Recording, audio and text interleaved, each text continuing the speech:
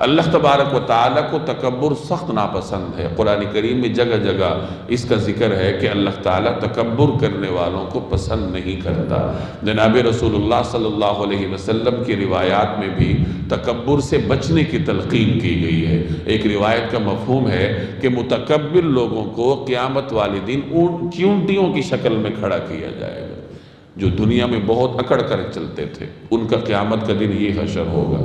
ایک اور روایت کا مفہوم ہے کہ گزشتہ امتوں کا کوئی شخص 2 رنگین چادریں پہنے وہ بڑا تکبر کے ساتھ جا رہا تھا، تو اللہ تبارک و تعالیٰ نے اسے زمین میں دھنسا دیا اور وہ قیامت تک زمین میں دھنستا چلا جائے گا۔ تکبر یہ ایسی روحانی بیماری ہے جو اس کائنات کے فساد کی جڑ ہے۔ یہاں جو بھی فساد ہے اس کے پیچھے شیطان ہے، ابلیس ہے۔ اور ابلیس کیوں بنا تھا؟ تکبر کی وجہ سے۔ اس نے تکبر کیا تھا کہ میں آدم کو سجدہ کیوں کروں۔ گھر ٹوٹتے ہیں تکبر کی وجہ سے، رشتہ داروں میں باہمی نفرتیں پھیلتی ہیں تکبر کی وجہ سے، دوستوں میں باہمی دوریاں ہوتی ہیں تکبر کی وجہ سے۔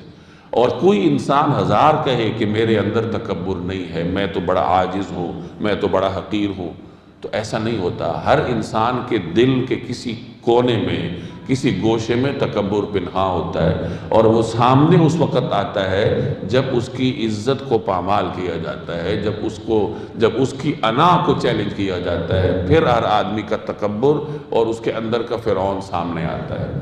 تو انسان کو اپنی میں مارنے کی ضرورت ہوتی ہے، اس کو اپنے اس تکبر کو کھرچ کر دل سے نکالنے کی ضرورت ہوتی ہے۔